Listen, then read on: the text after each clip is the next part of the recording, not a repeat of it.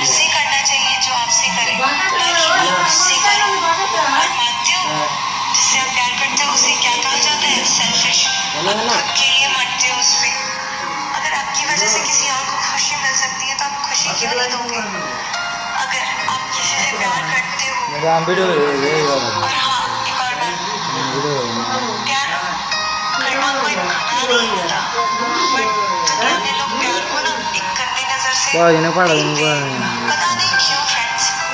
अगर अगर आप प्यार का सपोर्ट करते हो, अगर आप किसी से प्यार करते हो तो इस मैसेज को आप इतना फॉरवर्ड करो कि प्यार करने वाले की दुनिया में कमी ना, जितनी कमी आज रियल प्यार करने वाले लोग, प्लीज प्लीज फ्रेंड्स फॉरवर्ड करो, इतना फॉरवर्ड करो ताकि आपका भी प्यार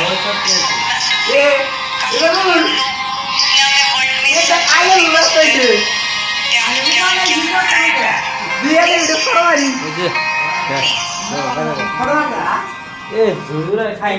क्या